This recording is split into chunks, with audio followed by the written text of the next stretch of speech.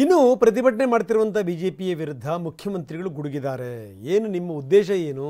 ಜೊತೆಗೆ ಹಿಂದೂ ಅಂತಂತಂದ್ರೆ ಯಾರು? ಈ ರೀತಿ ಮಾಡುವಂಥವರು, ಅಪಪ್ರಚಾರ ಮಾಡುವಂಥವರು, ಸುಳ್ಳು ಹೇಳುವಂಥವ್ರು ಹಿಂದೂಗಳ, ನಾನು ಹಿಂದೂ ಅನ್ನುವಂಥ ಮಾತನ್ನು ಕೂಡ ಮುಖ್ಯಮಂತ್ರಿಗಳು ಹೇಳಿದ್ದಾರೆ. ಹಾಗಾದರೆ ಬಿಜೆಪಿ ಹೋರಾಟದ ವಿಚಾರಕ್ಕೆ ಸಂಬಂಧಪಟ್ಟಂಗೆ ಮುಖ್ಯಮಂತ್ರಿಗಳು ಏನು ಹೇಳಿದ್ರು ಬನ್ನಿ ನೋಡೋಣ. ಈಗ ನಾನು ಮೊದಲೇ ಹೇಳಿದ್ನಲ್ಲ, ಬಿಜೆಪಿಯವರು ಅವ್ರು ಏನು ತಿಳ್ಕೊಂಡಿದ್ದಾರೆ, ಹಿಂದುತ್ವ ಗಟ್ಟಿಯಾಗ್ತದೆ, ಹಿಂದೂಗಳಿಗೆಲ್ಲ ಒಟ್ಟಾಗ್ತಾರೆ ಅಂತ ಅನ್ಕೊಂಡಿದ್ದಾರೆ. ನಾನು ಐ ಆಮ್ ಆಲ್ಸೋ ಹಿಂದೂ, ಗೊತ್ತಾಯ್ತಾ? Is also Hindu. ಅಯೋಧ್ಯೆ ರಾಮ ಮಂದಿರ ಇಲ್ಲೇ ಮಾಡಿದ್ದಾರೆ ಸಾಹೇಬ್ರು. ಅಯೋಧ್ಯೆ ಮಾಡಿರೋ ರಾಮ ಮಂದಿರ ನಮ್ಮೂರಲ್ಲೇ ಮಾಡಿದ್ದಾರೆ ಸಾಹೇಬ್ರು. ನಾವು ನಮ್ಮೂರಿನಲ್ಲಿ ರಾಮ ಮಂದಿರ ಮಾಡಿಲ್ವಾ? ಎಲ್ಲೂ ಇಲ್ಲ ಸರ್ ರಾಮ ಮಂದಿರ. ಸಿ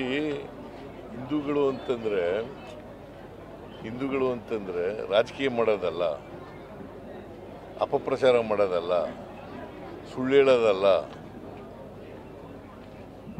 ಮನುಷ್ಯತ್ವ ಇರಬೇಕು. ಯಾವನೇ ಆದರೂ ಕೂಡ ಮನುಷ್ಯತ್ವ ಇರಬೇಕು. ಮನುಷ್ಯತ್ವ ಇಲ್ಲದೆ ಇದ್ದರೆ ಅವರು ಏನಂತ ಕರೀತಾರೆ, ಅವ್ರಿಗೆ ಅಮಾನವೀಯವಾದಂಥ ನಡವಳಿಕೆ ಇದ್ದರೆ ಅವ್ರಿಗೆ ಮನುಷ್ಯರಲ್ಲ ಅಂತ ಕರೀತಾರೆ. ಬಟ್ ದಸರಾನು ರಾಜಕಾರಣ ಆಗೋಯ್ತಲ್ಲ. ದಸರಾ ರಾಜಕಾರಣ ಮಾಡಿದವ್ರು ಯಾರು?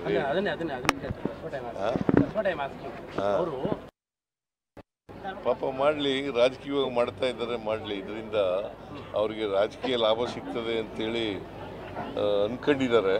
ಅದು ಸಿಗೋದಿಲ್ಲ. ಯಾಕೆಂತಂದರೆ ನಾವು ಅಲ್ಲಿ ಧರ್ಮಸ್ಥಳದ ಬಗ್ಗೆ ಅಪಾರವಾದಂಥ ಗೌರವ ಇದೆ. ಮಂಜುನಾಥೇಶ್ವರ ಬಗ್ಗೆ ಅಪಾರವಾದಂಥ ಗೌರವ ಇದೆ. ಅವರು ರಾಜಕೀಯ ಮಾಡ್ತಾ ಇದ್ದಾರೆ.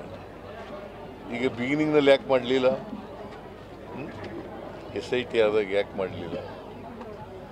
ಆಮೇಲೆ ಭಾಳ ದಿನಗಳ ನಂತರ ಏನೂ ಸಿಕ್ಕಲ್ಲ ಅಂತ ಗೊತ್ತಾದ ಮೇಲೆ ಆಮೇಲೆ ಮಾಡೋಕ್ಕೆ ಶುರು ಮಾಡೋದು ಅಲ್ವಾ?